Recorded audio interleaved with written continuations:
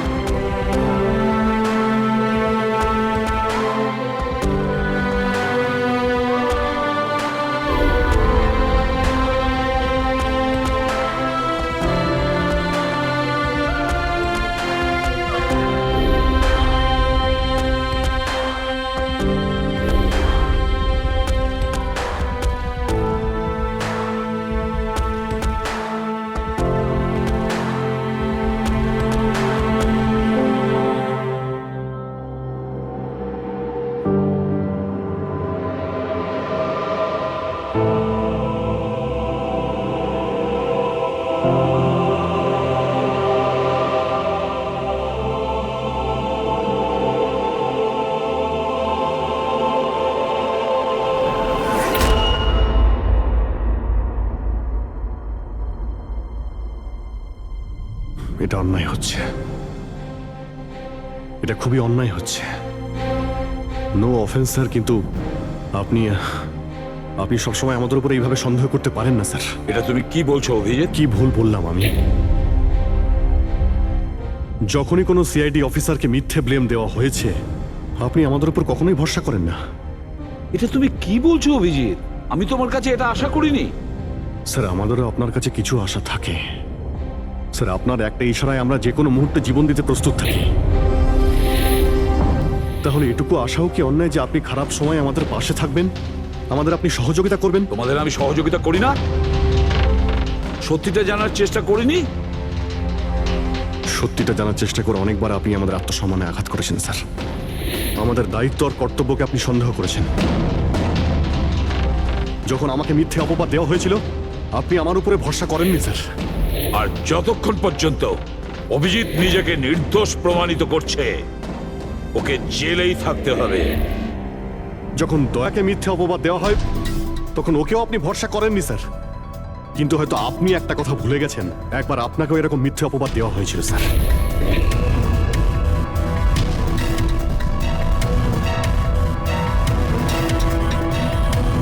সেই মুহূর্তে আমাদের মধ্যে কেউ আপনাকে সন্দেহ করেনি। আমরা শক্ত দেওয়াল হয়ে আপনার সামনে দাঁড়িয়েছিলাম স্যার, যাতে আপনাকে কেউ ক্ষতি করতে না পারে। তাহলে আমাদের খারাপ সময় কি আপনি আমাদের পাশে দাঁড়াতে পারেন না? অভিজিৎ কোনো অপরাধীর থেকেও বিপজ্জনক একজন ইমোশনাল সিআইডি অফিসার। তুমি ইমোশনাল হয়ে যাচ্ছ অভিজিৎ।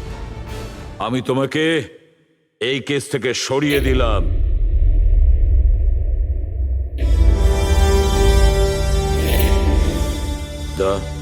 পুরবি, আজ থেকে পঙ্কজের কেস তোমরা দুজন ইনভেস্টিগেট করবে, শুধু শুধু তোমরা দুজনে। ঠিক আছে স্যার। এখন আমার উপরে আপনার এতটুকুও ভরসা নেই যে কেসটাকে আমি নিউট্রাল ভাবে দেখতে পারবো কিনা। এত বছর ডিউটির পর এরকম মেডেল তো ভাগ্যবানেরাই পায়। Thank you sir.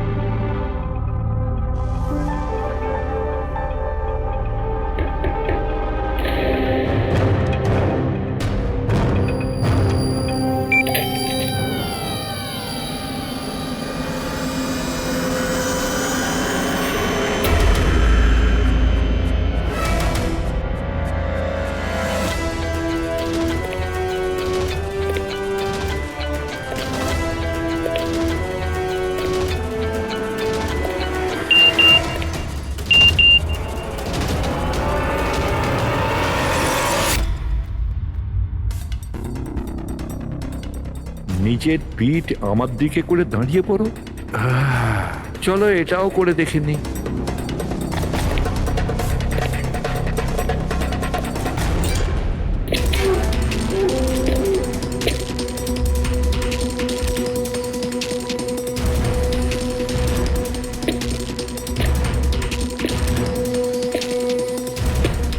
আপনি এসে গেছেন স্যার, আমি আপনার জন্য অপেক্ষা করছিলাম। ওইখানে আপনার ফাইলটা আছে, ওখানে পুরো ফাইন্যান্সিয়াল প্ল্যান পড়ে আছে এবং আমার স্থির বিশ্বাস যে আপনার খুব পছন্দ হবে।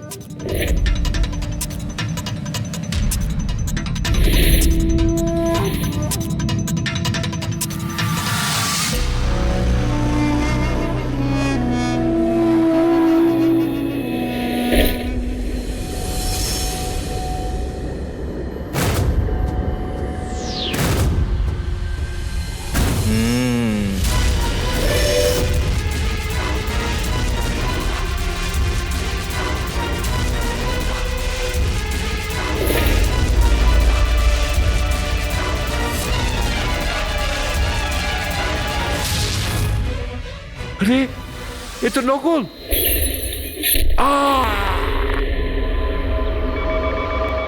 Hello, ACP Pradyuman here. What? কখন? আচ্ছা, ঠিক আছে।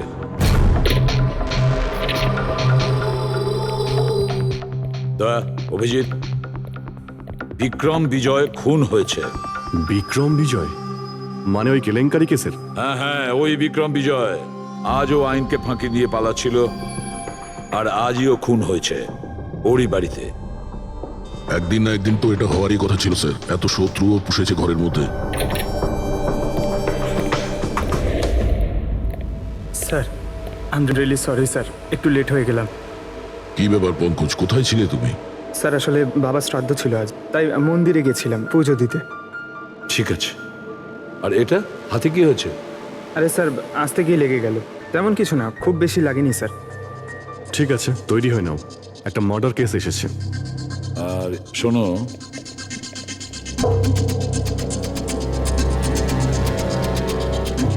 কার আবার মার্ডার হলো? বিক্রম বিজয়।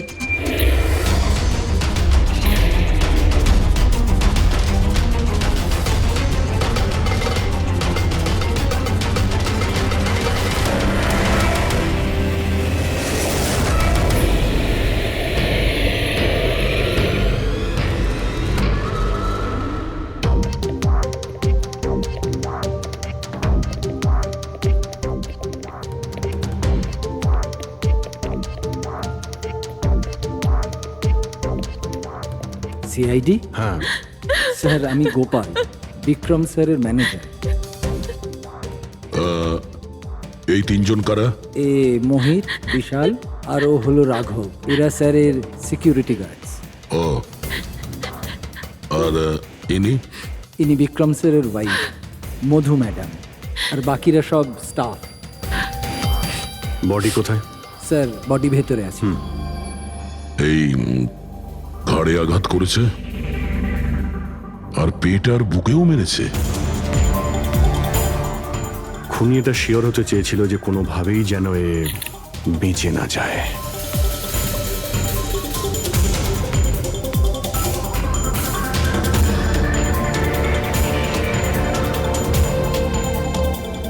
মনে হচ্ছে এটা দিয়ে আঘাত করেছে এর উপর।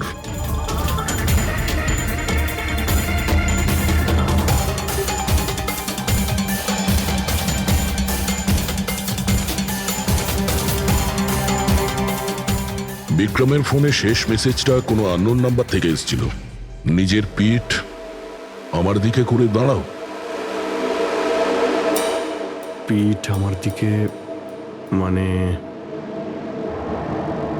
ওই লোকটা কি নিজের মুখ দেখাতে চাইনি নাকি?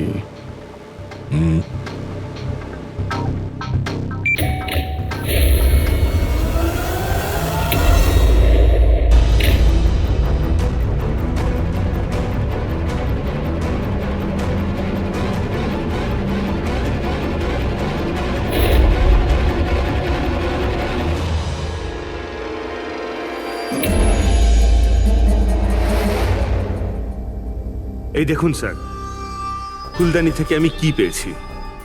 Audio recording device.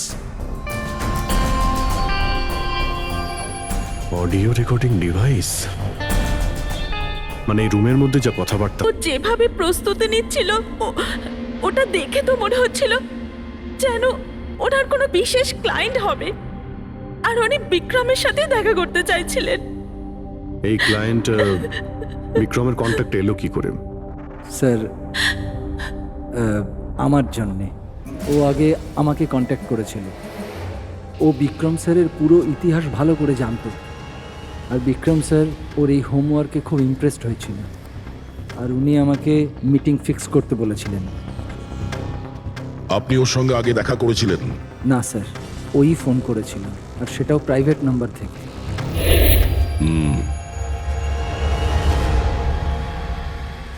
তাহলে আপনারা মিটিং এর আগে সবকিছু দেখে নিয়েছিলেন? হ্যাঁ হ্যাঁ স্যার। ওই রুমটা খুব ভালো করে চেক করে নিয়েছিলেন তো? হ্যাঁ। তাহলে এই অডিওর রেকর্ডিং ডিভাইস এটা রুমের মধ্যে এলো কি করে? স্যার এটা কোথায় ছিল? ফ্লাওয়ার পটের মধ্যে। ফ্লাওয়ার পটে? ওটা তো তুই চেক করেছিলিস না মোহিত? আমি চেক করেছিলাম স্যার, কিন্তু আমি এটা ফ্লাওয়ার পটে দেখতে পাইনি। দেখতে পাননি? আগে না। আচ্ছা, কিভাবে তুমি দেখলে না? ব্যুরো চলো, ওখানে সবাই খুব ভালোভাবে দেখতে পায়।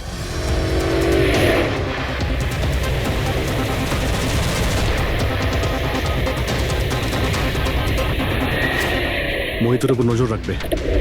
গুলি চালাবে না। কৈলাস স্যার আপনি? কে ইনি? ইনি সিবিআই অফিসার কৈলাস বাবু। কেমন আছেন স্যার? দারুণ। কি ব্যাপার স্যার, হঠাৎ করে আপনি আমাদের রাস্তা আটকে দিলেন? অভিজিৎ আমার ওই লোকটাকে চাই যে তোমাদের সিআইডির গাড়িতে বসে আছে। মোহিত? ও ও আমাদের অপরাধী স্যার, ওকে আমরা ব্যুরোতে নিয়ে যাচ্ছি ইন্টারোগেট করার না জন্য। অভিজিৎ, ও অপরাধী নয়, ও একজন সিবিআই অফিসার।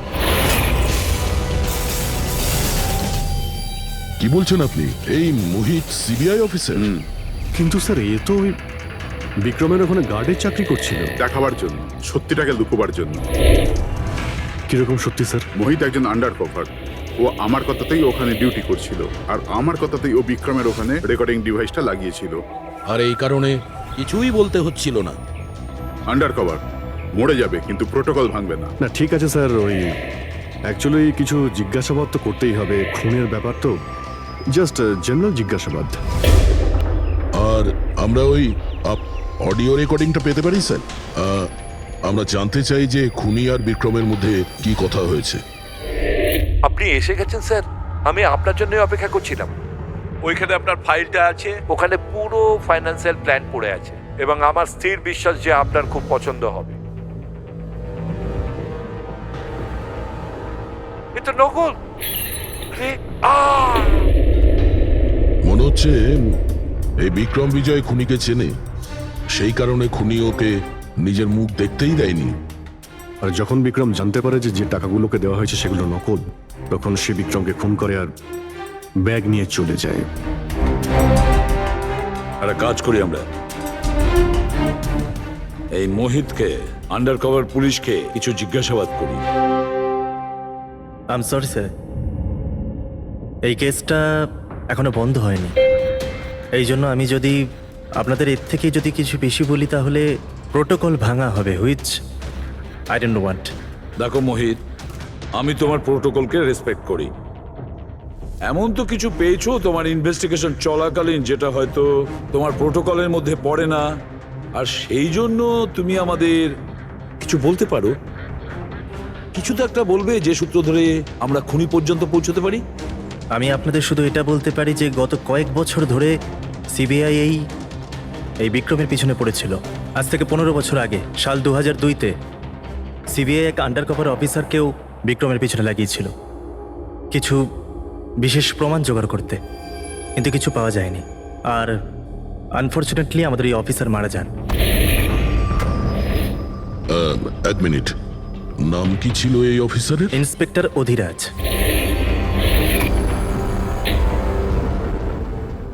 ইন্সপেক্টর অধিরাজ? এই বোতলে যে রক্তটা আছে এই রক্তে বিক্রমের ডিএনএ ছাড়াও অন্য কারো ডিএনএ আছে। বিক্রমের ডিএনএ ছাড়াও অন্য কারো ডিএনএ আছে? তুমি বলতে চাইছো অন্য কেউ ছিল? কে ছিল সালুকে? ক্রিমিনাল ডাটাবেসের সঙ্গে কম্পেয়ার করে দেখেছিলে, ম্যাচ করে দেখেছিলে তুমি? তার দরকার পড়েনি। প্রয়োজন ছিল না কি বলছো সালুকে? সেটা কার ডিএনএ?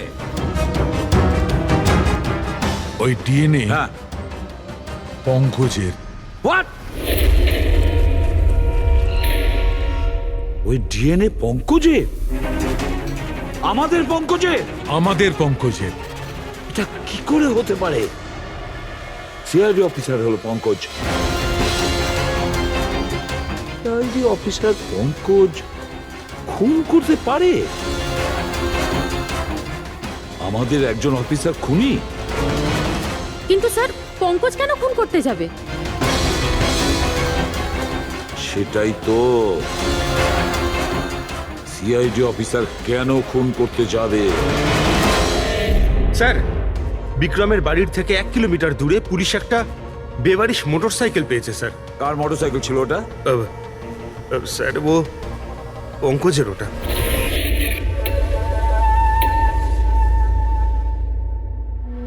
ভাবছিলাম তাই। তার মানে পঙ্কজের বাইকটা পাওয়া গেল ওখানে, আর আপনাদের কারুর অবাক লাগলো না?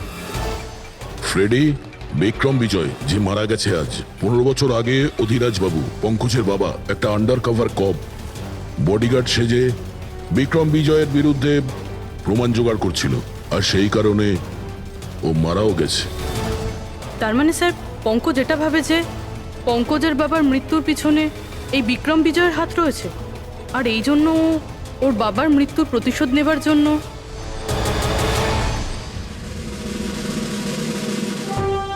পঙ্কজ এখন কোথায়?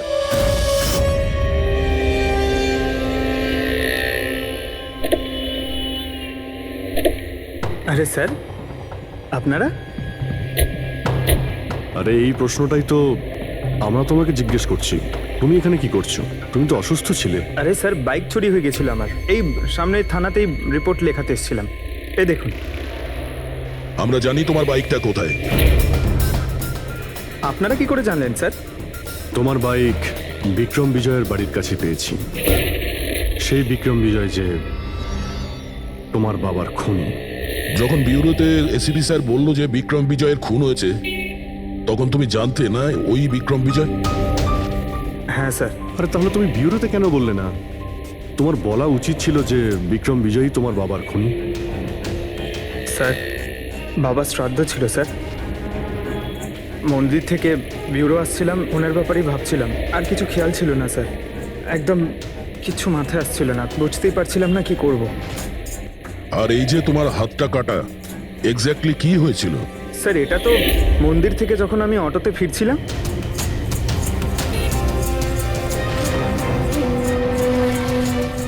কি হলো স্যার? তাহলে একজন অচেনা লোক আঘাত করে চলে গেল, হ্যাঁ?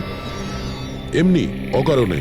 স্যার, আমি জানি বিশ্বাস করাটা একটু কঠিন, কিন্তু এটাই সত্যি। আচ্ছা পঙ্কজ, তুমি সবসময় তো বাইকে করে বিউরোতে আসতে, হঠাৎ তুমি অটো করে কেন এলে? হঠাৎ করে না স্যার, আমার বাইক তো 2 দিন ধরে খারাপ হয়ে রয়েছে। তাহলে তোমার খারাপ হয়ে যাওয়া বাইকটাকেও নিয়ে গেল, সে ওটাকে রিপেয়ার করলো, আর ঠিক হয়ে যাওয়ার পর ওটাকে একটা ফাঁকা জায়গায় ফেলে দিয়ে এলো, তাও কাকতালীয় ভাবে এমন একজনের বাড়িতে ফেলে দিয়ে এলো যার আজই খুন হয়েছে, আর যে তোমার বাবার খুনিও। স্যার, আপনারা আমাকে সন্দেহ করছেন? আপনাদের মনে হচ্ছে ওই বিক্রম বিজয়কে আমি মেরেছি?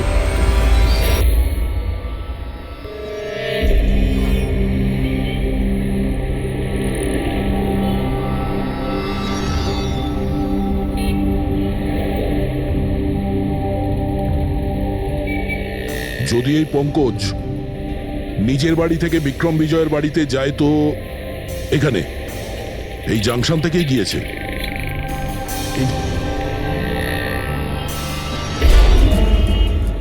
স্যার, সিগন্যালে সিসিটিভি ক্যামেরা রয়েছে। এই সিসিটিভি ক্যামেরার ফুটেজ থেকেই আমরা জানতে পারবো যে পঙ্কজ ওই বাইকে করে এখান থেকে গিয়েছিল নাকি ওটা অন্য কেউ ছিল।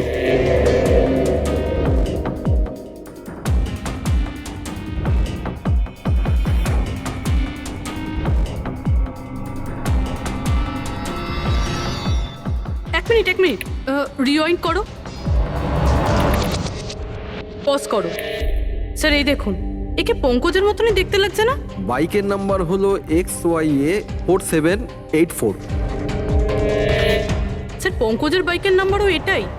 পুরবি, এই পঙ্কজ এতটা তো ভুল করবে না যে একটা অপরাধ করতে যাওয়ার আগে রাস্তায় আর একটা অপরাধ করবে, সিগন্যাল ভাঙা। নিশ্চয়ই কেউ আছে যে পঙ্কজকে ফাঁসাতে চাইছে, আর সেই কারণে ও সিগন্যালটা ভেঙেছে, যাতে আমাদের যে সন্দেহটা আছে পঙ্কজের উপর ওটা আরো মজবুত হয়।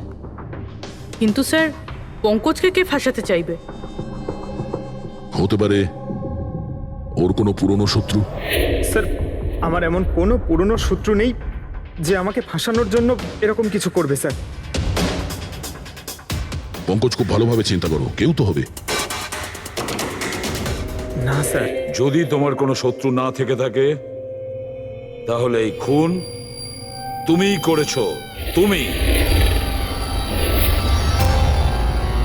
নিজের বাবার মৃত্যুর প্রতিশোধ নিয়েছো তুমি, আর সেটাও ওনার মৃত্যুবার্ষিকীতে। স্যার আমার প্রতিশোধ নেবার কোনো মেন্টালিটি নেই স্যার। আমি খুনি না স্যার, আমি একজন সিআইডি অফিসার। যতদূর বাবার কথা স্যার, আমি তো ওনাকে ভালো করে দেখিও নি স্যার। আমার তো এমন কিছু মনেও নেই যে উনি আমাদের সঙ্গে কখনো টাইম স্পেন্ড করেছেন বা আনন্দ করেছেন। স্যার উনি হয়তো কখনো ভাবতেনও না যে ওনার একটা ছেলে আছে যার ওনাকে প্রয়োজন।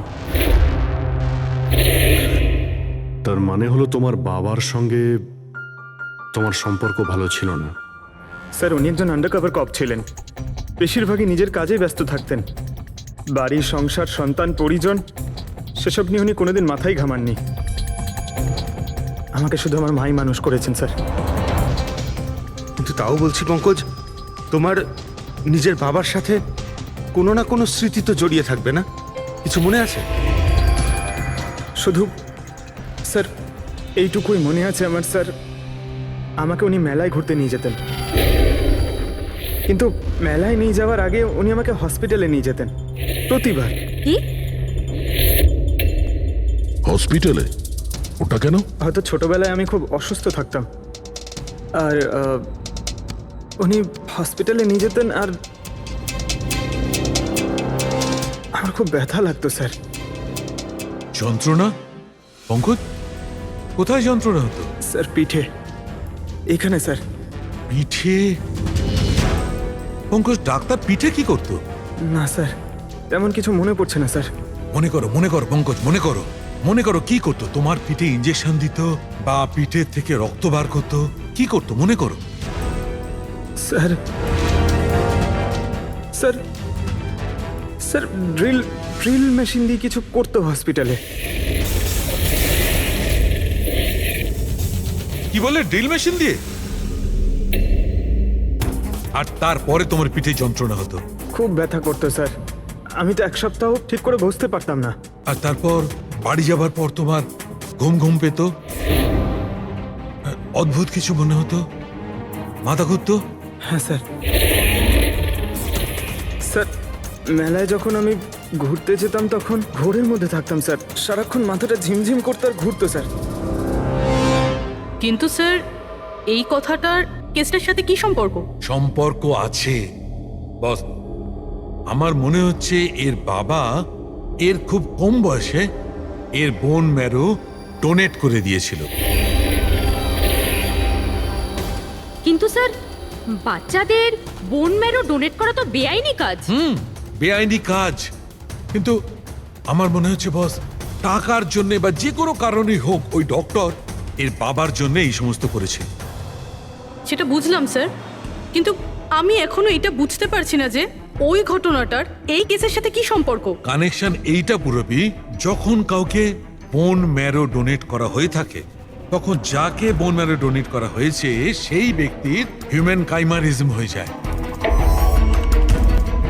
হিউম্যান কাইমারিজম? এটা কি ডক্টর সালুখে? মনে করো যে লোকটাকে বোন ম্যারো ডোনেট করা হয়েছে সেই ব্যক্তিটির শরীরে দুটো ডিএনএ তৈরি হয়ে যায়। একটা ডিএনএ সেইটা যেটা ওর নিজের অরিজিনাল, আর দ্বিতীয় ডিএনএটা তার যার বোন ম্যারো তাকে ডোনেট করা হয়েছে তার। তার মানে ডক্টর, পঙ্কজের বোন ম্যারোটা যে পেয়েছে তার রক্তেও এই পঙ্কজের ডিএনএ আছে। এক্স্যাক্টলি দয়া।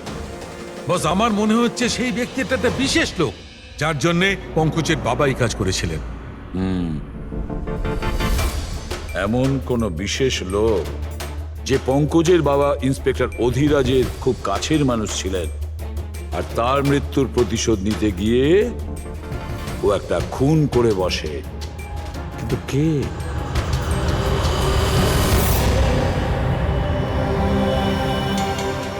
দয়া।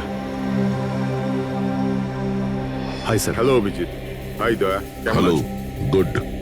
সরি, আপনাকে এরকম একটা জায়গাতে ডেকে আনতে হলো। অভিজিৎ, যে ইনফরমেশন তোমার দরকার ছিল সেটা না সিআইডি অফিসে দেওয়া যেত, না আমার অফিসে। থ্যাংক ইউ স্যার আমাদের সাহায্য করার জন্য। স্যার, পঙ্কজ একজন সৎ অফিসার, আর যদি আপনার সাহায্যকে আমরা নিরাপরাধ প্রমাণ করতে পারি। অভিজিৎ, তোমার মনে আছে এক বিপজ্জনক অপরাধী ছিল রাকা, তাকে ধরতে তুমি আমাকে সাহায্য করেছিলে। তা ধরে নাও আমি সেটারই ঋণ মেটাচ্ছি। এসব আপনি কি বলছেন স্যার? অ্যাকচুয়ালি আমাদের পঙ্কজের বাবা ইন্সপেক্টর অধিরাজের ব্যাপারে কিছু ইনফরমেশন চাই, যতটা আপনি দিতে পারবেন। আপনি কাজ করেছেন না ইন্সপেক্টর অধিরাজের সঙ্গে? হ্যাঁ দয়া, অধিরাজ খুবই সৎ ইন্সপেক্টর ছিল আর সাহসীও।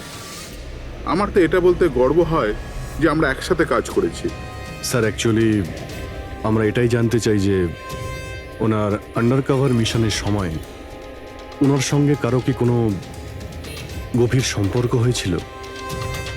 আই মিন, কোনো নতুন পরিবার, সেরকম কিছু? অভিজিৎ, এই যে আন্ডার কভারদের যে দুরকম জীবন হয়, খুব কঠিন হয় সেটা সামলানো।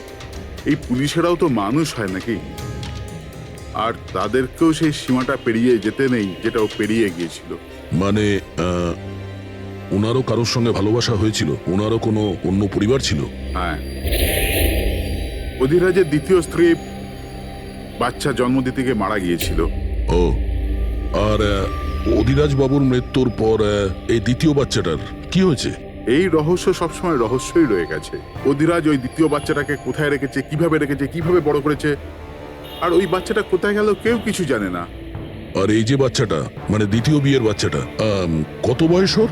এই পঙ্কজের থেকে 2-3 বছর বড় হবে। বিয়ে পঙ্কজের মায়ের সাথে আগে হয়েছিল, কিন্তু বাচ্চা দ্বিতীয় স্ত্রীর আগে হয়েছিল। হয়তো ওনার কোনো রোগ ছিল যার কারণে অধিরাজবাবু পঙ্কজের বোন ম্যারো ওকে দিয়েছিলেন। নিজের বাবার মৃত্যুর প্রতিশোধ নিতে হতে পারে খুনটা পঙ্কজের সৎ ভাইই করেছে। আর এখন প্রশ্ন এটাই যে পঙ্কজের এই সৎ ভাই কে সে, আর এখন কোথায়? আমার কিছু কিছু আইডিয়া হচ্ছে যে ওর সঙ্গে ঠিক কি হতে পারে। দেখুন স্যার, আমাদের আরো একটা সাহায্যের খুব প্রয়োজন। এই আন্ডার কভার মিশনের সময় আপনাদের সঙ্গে আর কারা কারা ছিলেন তার সবার ইনফরমেশন চাই, আর অধিরাজ বাবুর ডিটেলস। অভিজিৎ, এটা একটু মুশকিল হবে। জানি স্যার, এটা খুবই কঠিন, কিন্তু কাউকে নির্দোষ প্রমাণ করতে হবে। আপনি আমাদের উপরে বিশ্বাস রাখতে পারেন, সমস্ত ইনফরমেশন আমাদের কাছেই থাকবে। ভাই, কতক্ষণ আর অপেক্ষা করতে হবে? এই লোক সময় আসে না কেন?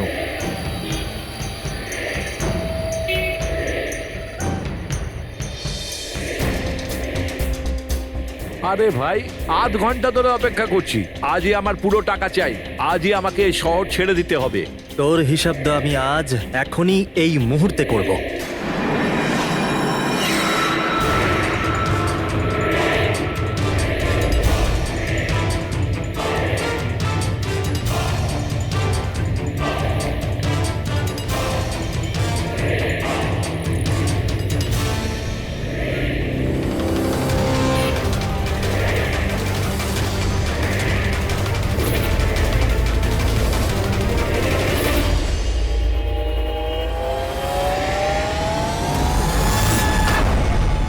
তোর অ্যাকাউন্ট সিআইডি বন্ধ করবে।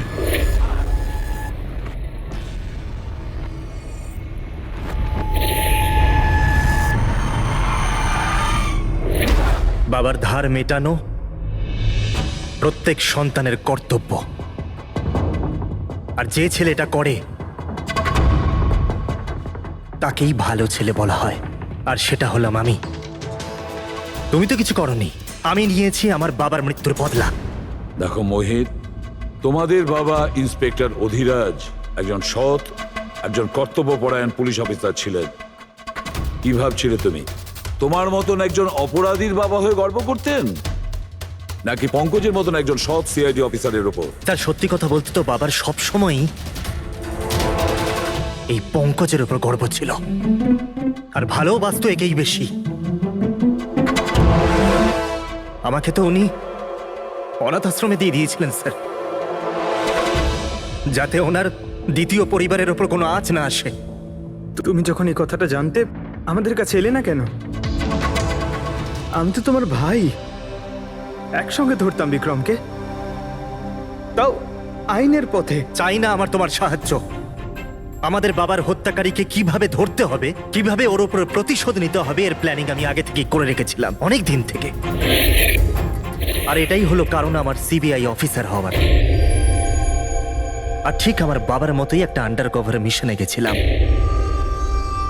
ওই বিক্রমের বিরুদ্ধে। কিন্তু এইবার তাকে সাজা দেওয়ার জন্য নয় স্যার, বরং ওকে শেষ করার জন্য। একজন সিবিআই অফিসার হয়েও তুমি অপরাধ করেছ। তোমাদের মতো অফিসারের জন্যই সবাই আইনের উপরে ভরসা করতে পারে না। এই কাজে কেতন তোমাকে সাহায্য করেছিল না? হ্যাঁ স্যার, কেতনও আমার বাবার সাথে কাজ করত। সেও একজন আন্ডার কভার অফিসার ছিল, সেই আমাকে সবকিছু বলেছে। আর তার বলাতেই আমি জানতে পারি যে ছোটবেলায় আমার একটা অপারেশনও হয়েছিল। আর যখন তুমি জানতে পারলে যে তোমার রক্তে দুটো ডিএনএ আছে, একটা তোমার আর একটা আমার, তুমি খুন করে আমাকেই ফাঁসিয়ে দিলে। হ্যাঁ, আর এই জন্য আমার রক্ত বার করে আমি অস্ত্রের ওপরে ছড়িয়ে দিয়েছিলাম, আর তারপর তোমার হাত কেটেছিলাম, যাতে এক তীরে দুই পাখি মরে। আমার দুই শত্রু, আমার বাবার হত্যাকারী ওই Vikram. Hello Kailash sir. Sir, আমি বিক্রমের রুমেতে অডিও ডিভাইস লাগিয়ে দিয়েছি।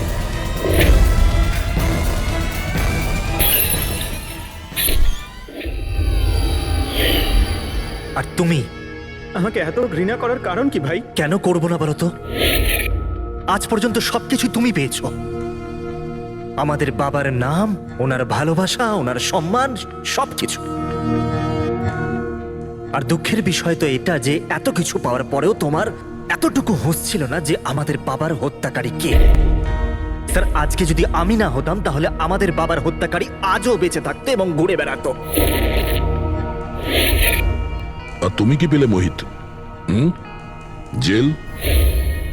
আর খুন করে তোমার বাবা কি পেল মরার পরে? লজ্জা? স্যার, একটা প্রশ্ন করতে পারি আপনাকে? আপনারা আপনারা আমার কাছে পৌঁছলেন কি করে? কারণ আমি এতটুকুও ভুল করিনি সমস্ত প্রমাণ পঙ্কজের বিরুদ্ধে করতে। সেটা তো আমরা জানতাম যে পঙ্কজ এ কাজ কোনোদিন করতে পারে না। আর বাকি রইল তোমার অবধি পৌঁছানোর। যখন আমরা দুটো ডিএনএর খোঁজ পেলাম, আমরা তোমার বাবা ইন্সপেক্টর অধিরাজের ব্যাকগ্রাউন্ড চেক করলাম। সেখান থেকেই আমরা জানতে পারি যে ওনার আরো একজন ছেলে আছে, তুমি। ব্যাস, আমরা সেই ছেলের ঠিকুজি খুঁজে বার করলাম তোমার। আর পুরো ব্যাপারটা ছবির মতন পরিষ্কার। অনেক ভুল করেছো তুমি মোহিত, মস্ত বড় ভুল করেছো। আইন তোমাকে কঠোর থেকে কঠোরতম শাস্তি দেবে, হয়তো যাবজ্জীবন জেল, না হলে ফাঁসি।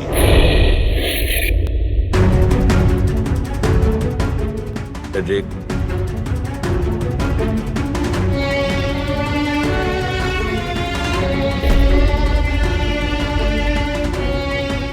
সরি স্যার, আমি জানি তোমার মনে শুধু আমার প্রতি ঘৃণাই আছে, কিন্তু আমি সত্যি জানতাম না আমার কোনো ভাই আছে। আমি জানি না তোমার সঙ্গে কি হবে, কিন্তু তুমি একটা কথা সবসময় মনে রেখো, আমি তোমার অপেক্ষা করব। I'll wait for you, brother.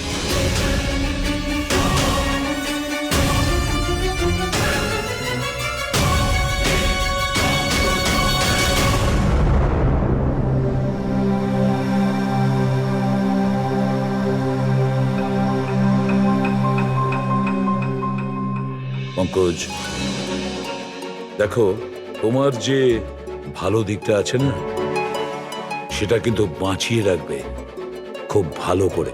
Welcome back to CID. Thank you, sir. Sir I am sorry sir, আপনি ঠিকই বলছিলেন। ইমোশনাল হয়ে আমি স্যার একটু বেশি বলে ফেলেছি। I am sorry. দেখো অভিজিৎ, তোমরা সবাই আমার কাছে শুধু সিআইডি অফিসার নও, তোমরা আমার গর্ব, আমার আত্মবিশ্বাস, তোমরা আমার শক্তি। তোমরা আর এসিবি প্রদ্যুমান আজ পর্যন্ত নিজের শক্তিকে সন্দেহ করেনি, না কোনোদিন করবে। সময় তো সব সময়ই মানুষের পরীক্ষা নেয়, কিন্তু কর্তব্যের পথে চলার সময় যদি নিজের সন্তানের ওপরেও গুলি চালাতে হয়, আমাদের হাত যেন না কাঁপে। শুভ কি করে? খুনির মেন টার্গেট ছিল সুধীর বাবু, আর সে ওই সময় ওখানেই দাঁড়িয়েছিল। নিশ্চয়ই চেনা জানাই কেউ হবে। কারেক্ট। খোঁজ নিয়ে দেখো সুজিতবাবু পার্টিতে কাদের কাদের ডেকেছিলেন।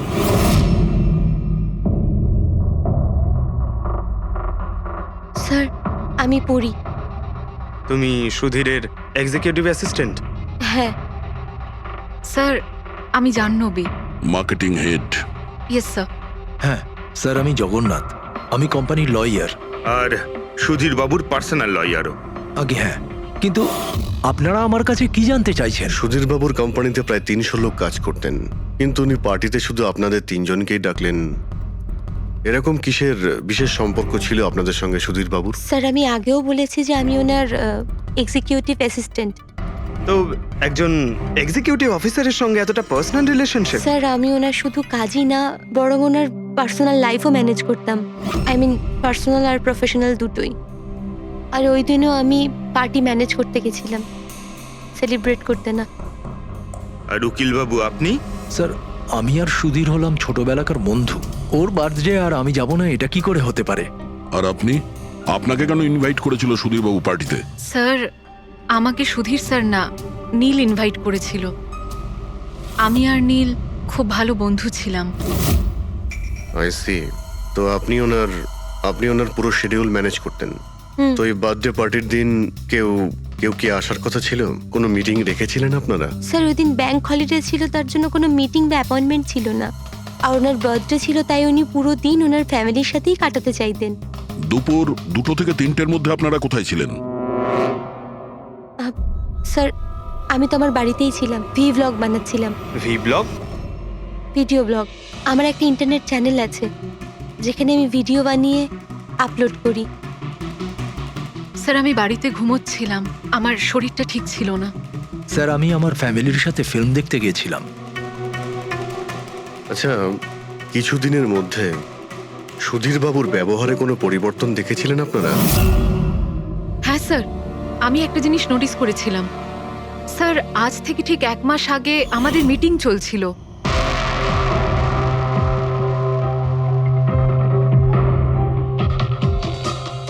স্যার, কি ব্যাপার? ভেতরে এসো। ঠিক আছে, তুমি যাও।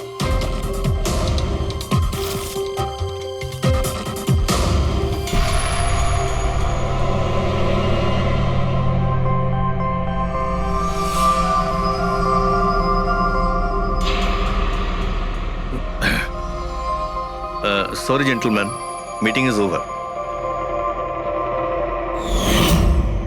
বাচ্চাদের পোশাক? Yes sir. আচ্ছা, আর কিছু নোটিস করেছিলেন আপনারা? কোনো অদ্ভুত কিছু? হ্যাঁ স্যার, এই 2 সপ্তাহ আগে উনি আমাকে বলেছিলেন যে উনি ওনার দলিল চেঞ্জ করতে চান। উইল বদলাতে চাইছেন কেন? জানি না স্যার, ওনার দলিলে 3 জন মানুষের নাম ছিল। একজন ওনার স্ত্রী মায়া,